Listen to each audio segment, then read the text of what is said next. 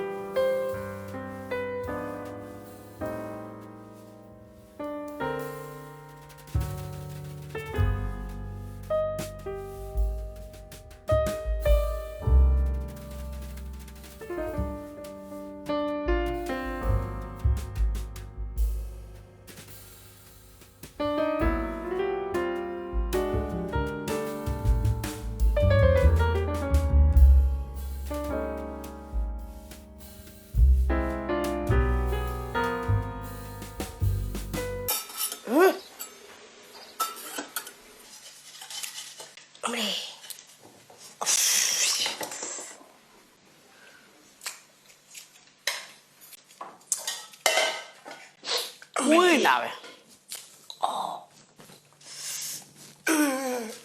过去毛，哎，这吹皮油得啥事咯？对吧嘞？我搬到了，哎，那多老么的啦？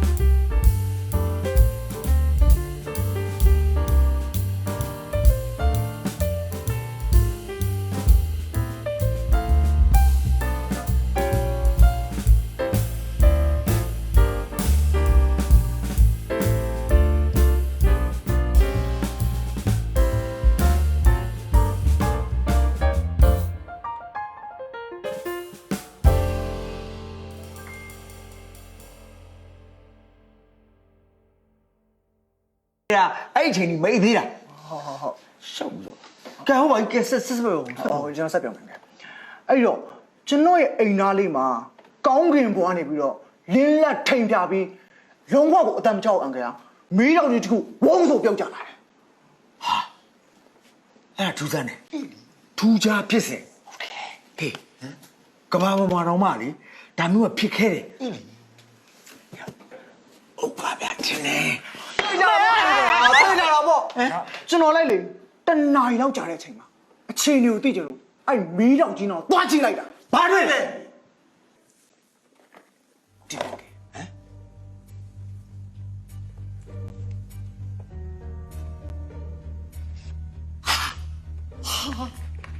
ဟာ他欧哥讲欧哥表示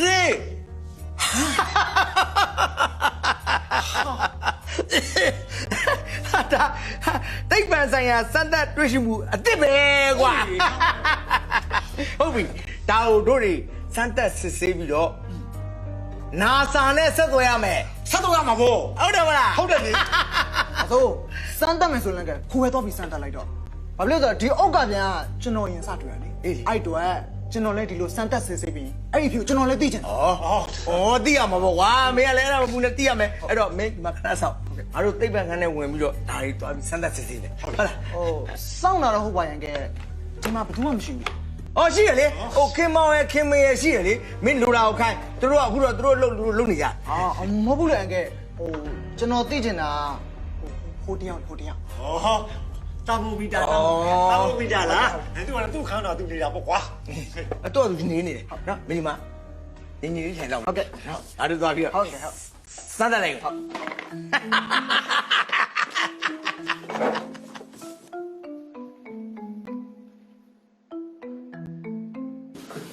ဟဲ့တောင်တော့ဟာလမ်းလိုက်တာတောင်မူမီတာရ အယူပါဟဲ့အယူပန်းဘူးအောင်ယူပအယူပါ ဖြစ်သေးပါဦးလေဒီကောင်တောင်မူမီတာနဲ့တော့ဟောတောင်မူမီတာငါမင်းရဲ့အခန်းထဲကိုလိုက်ခဲ့မယ်နော် အယူပါ ငါလေမင်းရဲ့အခန်းထဲမှာဟိုရေဒီညက်တော့မင်းရဲ့အခန်းထဲမှာဒါလေးမင်းရဲ့အခန်းထဲမှာငါလိုက်ကပ်ပေးမယ်နော်အဲ့ဒါလေးဟိုရေဒါလေးကိုမင်းရဲ့အခန်းထဲမှာငါကိုယ်တိုင်လိုက်ကပ်ပေးမယ်နော် အယူပါ ယူပါ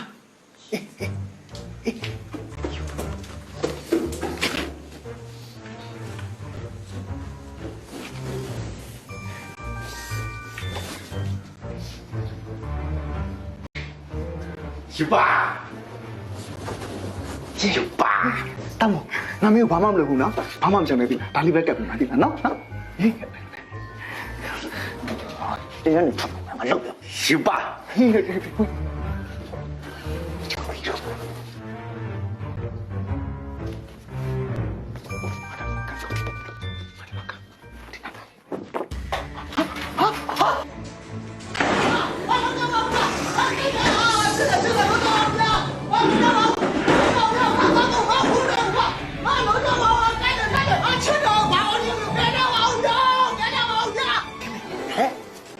ပေါ်မှာစူနာနာနေကြားတယ်ဘာဖြစ်လာလဲမသိဘူးမဟုတ်မှလို့ရောတာမူမီတာတစ်ခုခုများဖြစ်နေလားမသိဘူး ဟာဆိုတို့တက်ကြည့်မယ်လေ ဟဲအယူရတယ်တော့ကြောင့်နေငါတို့ကကြားကြောင်ခံနေရမယ် ဟောအေးဟုတ်ပါပြီ အလောက်ကြပါဦးအလောက်ကြပါဦးအလောက်ကြပါဦးအလောက်ကြပါဦးဗျာအေးကောင်းတယ်ဟိုလေလောက်ကြပါဦးဘာလို့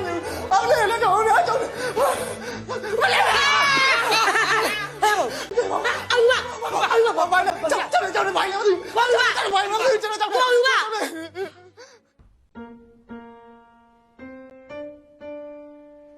အောင်ပြီ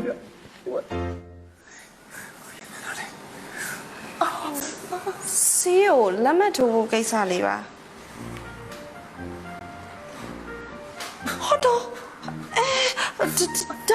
ဒါရီကဘလို့ဖြစ်တာလဲစီးကိုရဲ့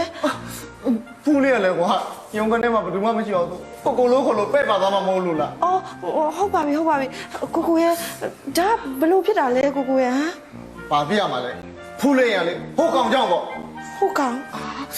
အော်တာမို့ပြောရလား ဟုတ်တယ်အဲ့တာမိုးကြောင့် ဒါနဲ့နေပါအောင်ကိုနဲ့တာမွန်နဲ့ဘာဖြစ်လို့ဒီလိုတွေကိုကဖြစ်ကုန်တာလဲဟမ် ကိုမနေ့ကလမ်းကြုံလို့ဖူးလေးကိုရောက်သွားတယ်လေ သိရလေဖေဖေနဲ့လေးလေးကင်အောင်ပြောသေးတယ်ကိုပဲချိန်ပြန်သွားမှန်းတော့မသိလိုက်ဘူးတဲ့ ဟုတ်တယ်ဟိုကိုလည်းအန်ကယ်တို့နှစ်ယောက်ကတခွဲခွဲနဲ့ဝင်သွားတယ်လေအဲ့နဲ့အောက်မှာနေရောကိုတယောက်တည်းဆိုပြင်းတာပေါ့အဲ့နဲ့တာမိုးရဲ့အခန်းထဲကိုခဏလေးဝင်သွားလိုက်တာ ဟမ်ကိုတာမုတ်ခန်းနဲ့ဝင်သွားတယ် ဟုတ်တယ်ဟိုတာမိုးအခန်းလေတကားလေးကိုလေဖွင့်ပြီးတော့အဲ့လိုဝင်သွားလိုက်တော့လေကောင်းပါပြီပါတာမိုးဝင်တော့ကောင်းပါအဲ့ဒါကောင်းရပါဘူး ဟုတ်တော့ဒါဆိုကိုတန်ရတွေอ่ะ ဟုတ်တယ်တာမိုမီတာပေါ့အခါတကားကြီးကိုပိတ်ပြီးတော့ကိုဒီလိုလေးကိုက်ပြစ်လိုက်တာလေ အာအတိတ်ပဲမရှိတာကိုကလည်းတာမမီတာဘာဖြစ်လို့ကိုခတ်ရမှာလဲဒါနဲ့နေစမ်းမအောင်ကိုကဘာဖြစ်လို့တာမုတ်ခန်းနဲ့သွား ဖူးလေးကိုပြောပြီးပြီလေအန်ကတို့နေရာလာခွဲကန်းနဲ့ဝင်သွားတာကိုအောက်မှာတယောက်တည်းပြင်းလို့ပါဆိုနေ ကိုရဲ့ပြင်းတယ်ဆိုလို့ရှိရင်လည်းနောက်ဖေးမိဖို့ကြောင့်မှကိုခင်မောင်တို့မခင်မင်းတို့ရှိရလေကိုစားကျင်တာတွေလောက်ခိုင်းပေါ့ဒါပေါ်ဖူးလေးရဲ့ကိုကလေတာမိုမီတာလေးနဲ့ခင်မင်းကိုများရသွားမလားဆိုပြီးကိုသွားလိုက်တာပါကိုကလည်းထူးဆန်းလိုက်တာနော်ဖို့ကြတော့လေတစ်ချိန်လုံးတာမိုမီတာကိုအိမ်မှာမထားပါနဲ့လို့တဖွာပြောတယ်ကိုကအခုကြတော့တာမိုနဲ့ခင်မင်းရင်းနှီးခွင့်ရချင်လို့အဲ့ဒါပဲခုလေကိုပြောအောင်မယ်ဖူးလေးရဲ့တာမိုမီတာအဲ့လိုဂျိုသားလို့ဘာလို့ကောင်းလဲအိမ်မှာမထားပါနဲ့လားဖူးလေးရဲ့ဖူးလေးပဲစဉ်းစားကြည့်ကိုကသူနဲ့ခင်မင်းရင်းနှီးခွင့်ရအောင်လို့သွားတယ်သူကကိုဘာမျိုးတွေပြောင်းလုပ်ပြလိုက်တယ်လေဖူးလေးရဲ့မဟုတ်သေးပါဘူးကိုရဲ့တာမိုတာလေးတကယ်တမ်းအန်ရပေးတတ်တဲ့သူဆိုလို့ရှင်ဖူးနဲ့ဖူးမိသားစုအရင်ဆုံးအန်ရပေးမှာပေါ့ကိုရဲ့ဖူးလေးကလေအဲ့ဒီကောင်နဲ့ပတ်သက်လိုက်လေအရန်ပြောဆိုလက်ပေါက်ကတ်တာပဲဖူးလေးဂျိုသားကားလည်းမကြည့်ဘူးလားအဲ့ဂျိုသားဆိုတဲ့အကောင်ကလေကဘာမြေပြင်ပေါ်လာပြီးလူတွေကိုဒုက္ခပြီးရောက်လာတဲ့ကောင်ကြီးကြီးပဲဖူးလေးရဲ့ဖူးလေးတို့မိသားစုလေအဲ့ကောင်စိတ်ရိုင်းဝင်သေးလို့ယုံရင်အဲ့ဒီကောင်လေကြမ်းတမ်းဆက်ဆံကြည့်လိုက်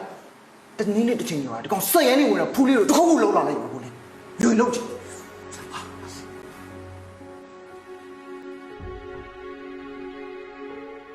ဖူးလေးတို့မိသားစုလေအဲ့ကောင်စိတ်ရိုင်းဝင်သေးလို့ယုံရင်အဲ့ဒီကောင်လေကြမ်းတမ်းဆက်ဆံကြည့်လိုက်တနည်းနဲ့တစ်ချိန်ကျော်ဒီကောင်စိတ်ရိုင်းနေဝင်တော့ဖူးလေးတို့တစ်ခုခုလုံးလာလိုက်ပါဖူးလေးလွင်လုံးကြည့်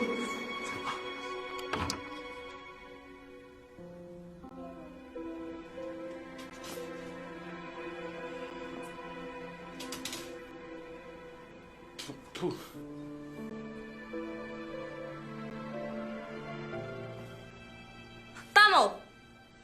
ခဏနေအောင်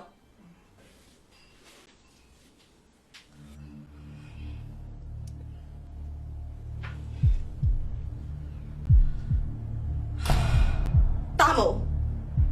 你们都了ဘယ်อ่ะ你ကြောင့်ငါဘယ်လောက်စိတ်ရှုပ်ရအမှန်လဲဟမ်你妈没你了，你们都来了，别来，别来！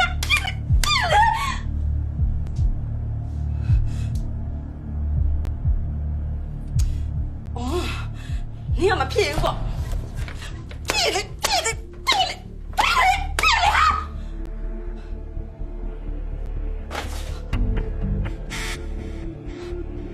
他们，你看，这给我变了你。别闹了呀！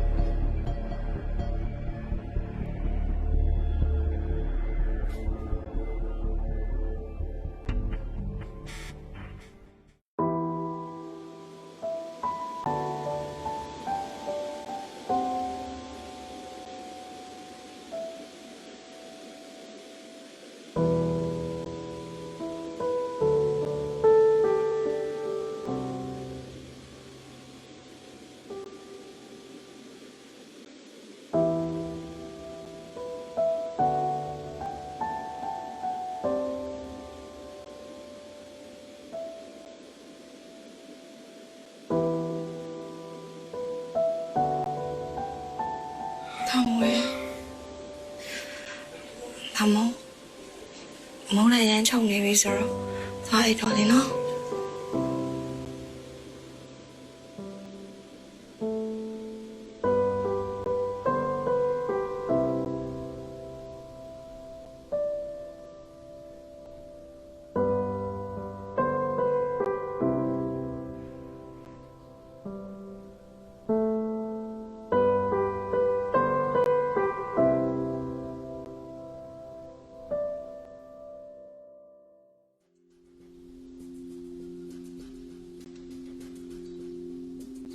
ကျေးဇူးပါပဲမခင်မေရဲ့မင်းလာကူညီလို့နောက်ပြီးတော့ရေကယောက်ျားတယောက်တည်းဆိုရင်အဲ့တော့ပြီးမှာမဟုတ်ဘူး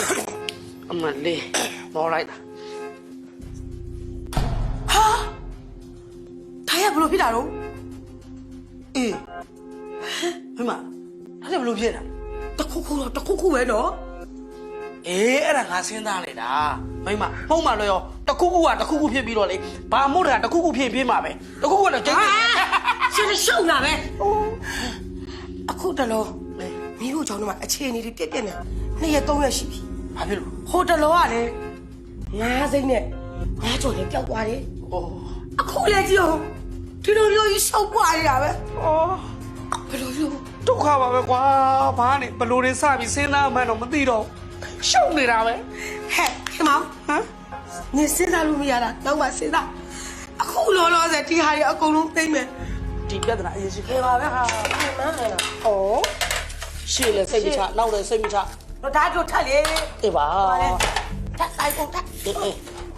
နေအ အမိမ သိကုန်သိကုန်သိကုန်သိ အေးပါအေးပါဒီဘော ကုန်သိကုန်သိနည်းနည်းလုံးမပကလည်းချက်ပကလည်းချက် အေးပါအေးပါ ကုန်သိဒီမှာတစ်ချက်ဒီမှာတစ်ချက် အေးအေး ဒီမှာတစ်ချက်ဟာကိုဟဲ့မော အေး 来来来，你来，你来，你来。哦海马吃呀，一个海马。啊海马吃呀，吃呀。海马吃呀，海马吃呀。好嘛了哟，没我讲的嘛。但是话这讲话拉拉比不会你打不起呗。ဩမခင်မရလဲငါတို့ချန်တယ်မှာဘယ်တော်မှမမွေးဘူးဘယ်တော်မှလည်းဝင်စရာအကြောင်းမရှိဘူး 哈，我那了不会不？ဒီချီရကိုကြည့်ကြည့်အပြင်တရဝါတစ်ကောင်ရောက်လာတယ်ဆိုတာတတ်တယ်ပဲဒီဘုံ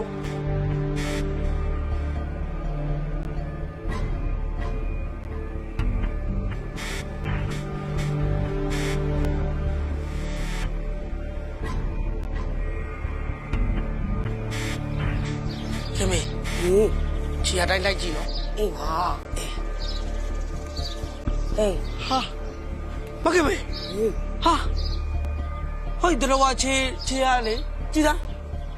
အိမ်ထဲကိုပြန်ဝင်သွားပြန်ပြီဟာ ဘာလို့လဲမသိဘူးနော် ဩမသိလို့လိုက်ရှာနေတာလေ ငါကြောက်တာ ဩကြောက်ရမလို့ချီရတွေ့မှာတော့အကောင်လည်းတွေ့ရမှာလား အတမီရဲနဲ့တော့ကိုဖေမောင် ဟာအေးစီ ဖြည်းဖြည်းဖြည်းဖြည်း မြင်လားအကြည့် အေးပါမြင်ပါတယ် အဲဒီမှာအိမ်ထဲဝင်လာ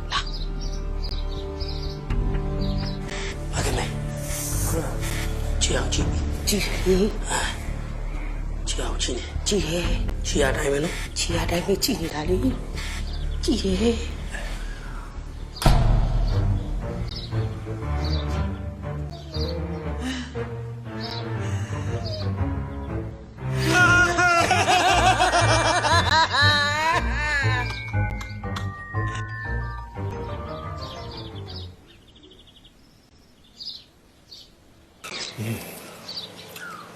တက်ရှိတော်ရရဲ့မျိုးရိုးဗီဇတိတ်ကိုအရေးကြီးတယ်ကွာကင်းဆိုင် မှန်တာပေါ့ကိုရအောင်ဥပပြောရရင်ဗျာကျုပ်ကတူမလေးတူဟိုကြည့်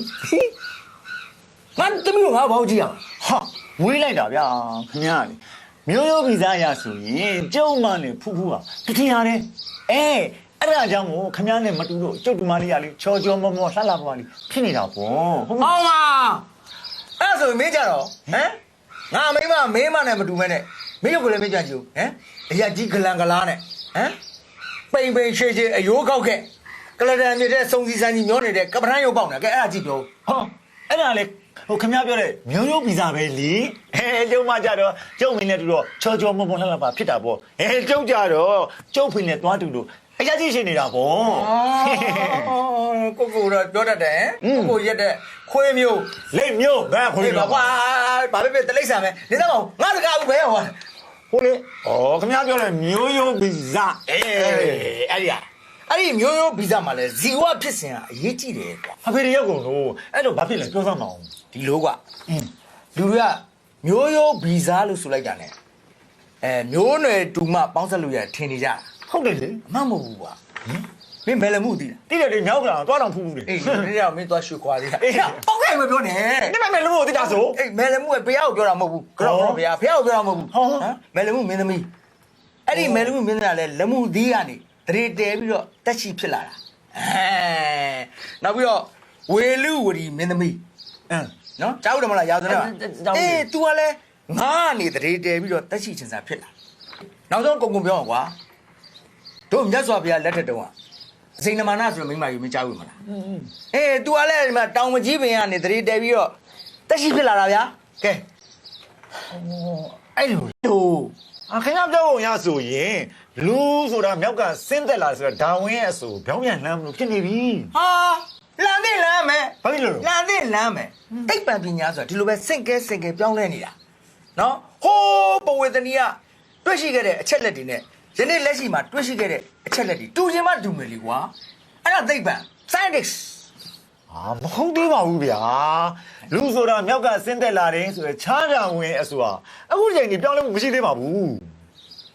အဲ့ဒါဆိုရင်မင်းကငါပြောမယ်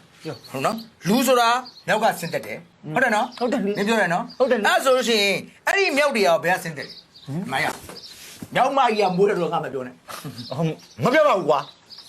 တေချာမှတ်ထားမြောက်ဆိုတာတဲ့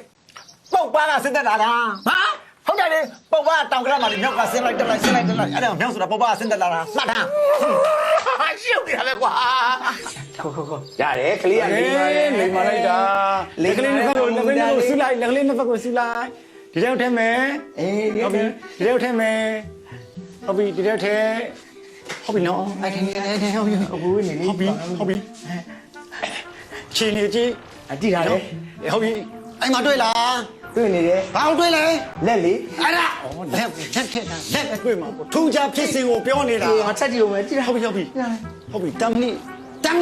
ပြန်လာလို့မာသွားကြလားအဝါရောင်နေပြောင်းသွားသလားကြည့်ထူးခြားရင်ပြောတော့ထူးခြားလားဟာထူးခြားပါပြီထူးခြားအောင်ပြီရောက်ပါပြီဟဲ့လားအောင်ပြီဟိုလက်ကနေတမ်းနေတော့ဖြစ်သွားပြီမလားအရောင်နေပြောင်းလိုက်မလားပြန်ရောင်တော့အဖိုင်ရောင်ပြောသားဘာကြီးပြောင်းသွားလဲ ဟိုပြောင်းတော့ပြောင်းတယ်အဲ့ဒါကြီးမဟုတ်ဘူး ဘာကြီးပြောင်းလဲ ဒီလိုမှတ်ခွန်နေပဲပက်ကလေးပြောင်းသွားတာ အားလားဟုတ်ပလက်ပြောင်းတာအဲ့ဒါထူးကြတာမဟုတ်ဘူးအဲ့ဒါတောက်ကမင်းရောထားနေတာဂျိုသားလန်ကြီးမောက်ကြီးလောက်တာအဲ့ထူးကြတာမဟုတ်ဘူး နေမဲ့ထူးခြားဖြစ်စဉ်ဆိုဒါပဲငါတို့လိုပြောတာလေ ဟုတ်ဘူးလေဒီအရေးပါလေဘာများဖြစ်သွားလဲပြောတာ ဘာမှမဖြစ်ဘူးဒီတိုင်းပဲ တော်ဟိုင်းနော်ရေပြောင်းဆန်းစစ်တော့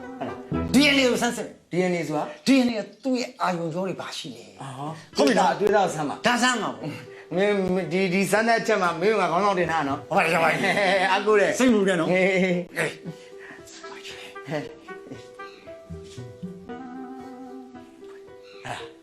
တန်းမကြီး ဘာလဲနော် ဟုတ်လား ချက်ဖို့အားမရှုံး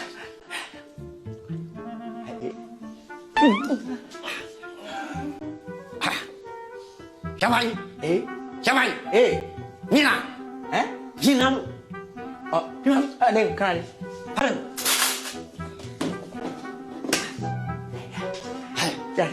ကြက်စားမင်း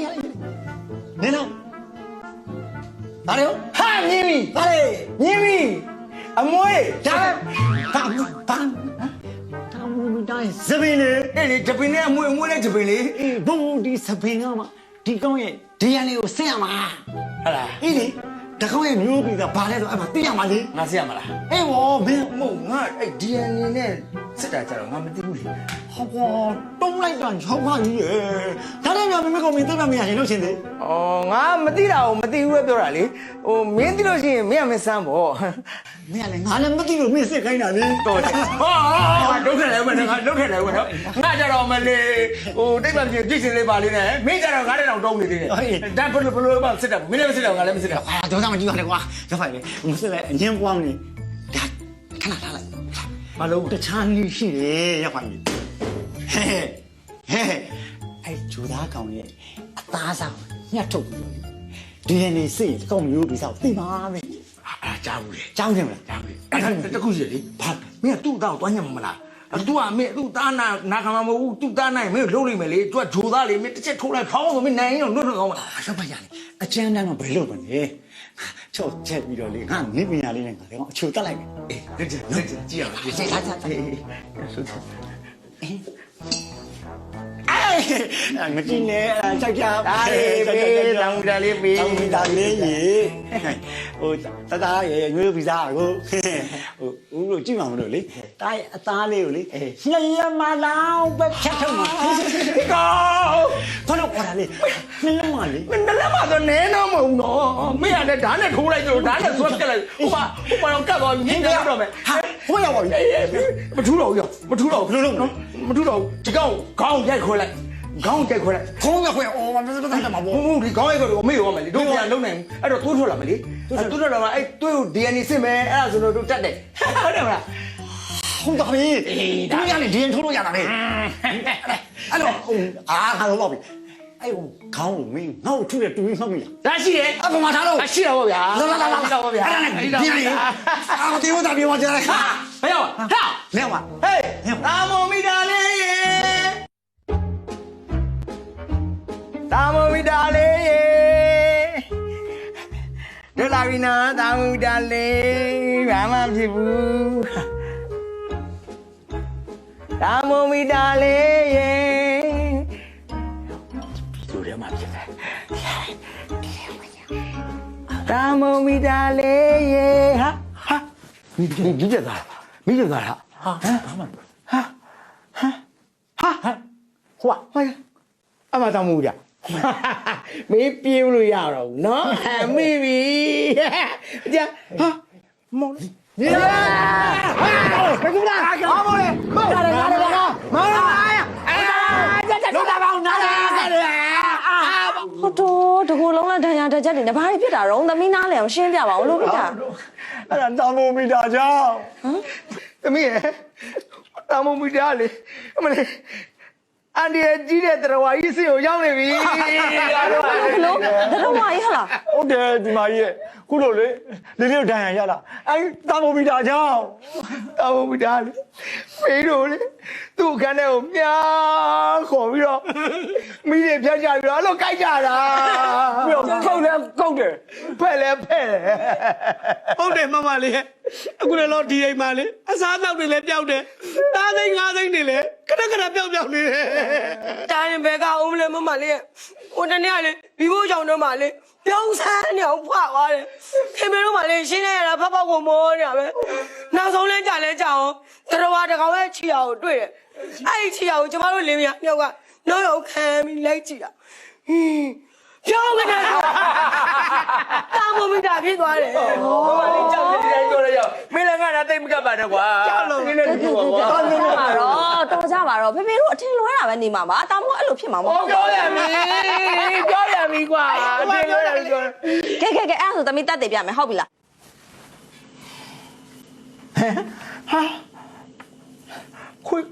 ခွေး ဟာရောက်ပါကြီးอ่ะခွေးဖြစ်သွားတာဒီတစ်ခါမှတွေ့ဘူးသေးတယ် ဘောငါကြိုက်ရဘလို့ပြောတာ ဟောဘယ်လိုဟိုတာမိုမီတာဂျိုသားကနေမျိုးရိုးဗီဇပြောင်းပြီးခွေးဖြစ်သွားတာဒီတစ်ခါပဲတွေ့ဘူးသေးတယ် လို့ပြောပါငါရုံတော့မယုံနိုင်ဘူးကွာ မဟုတ်ပါဘူး ခွေးပြောပါရဲ့ မဟုတ်ပါဘူးဖေဖေနဲ့လေးလေးကင်းတို့ရဲ့ တာမုံမြာလေ မဟုတ်ဘူးသမီးရှင်းပြမယ်လာကဲလာ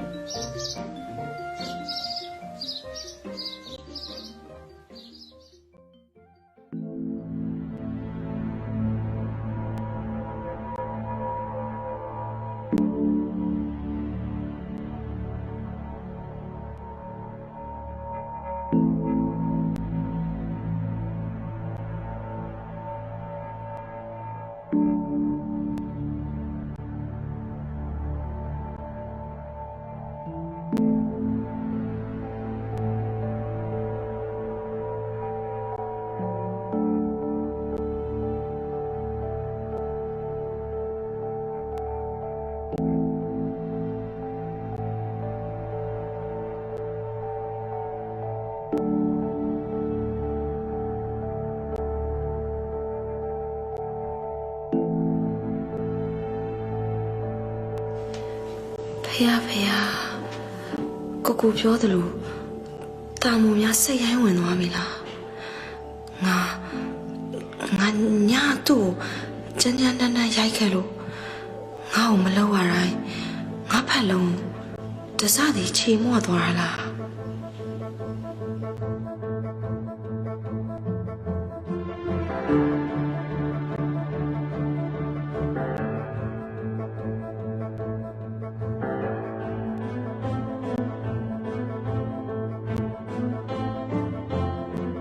အော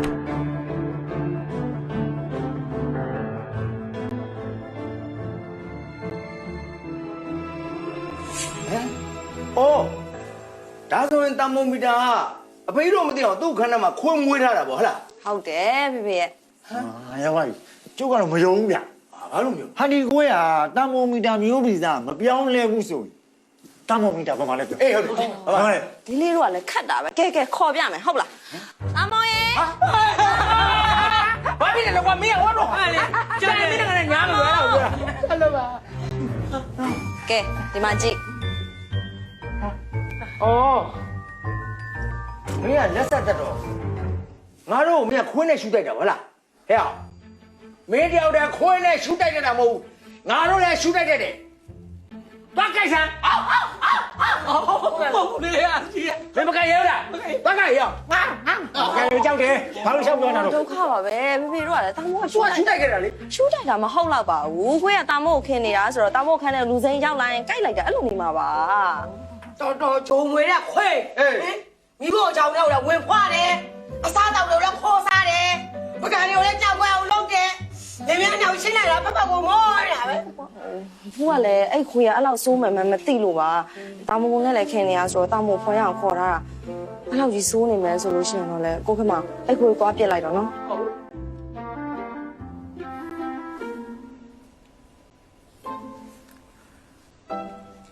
ကဲဆိုင်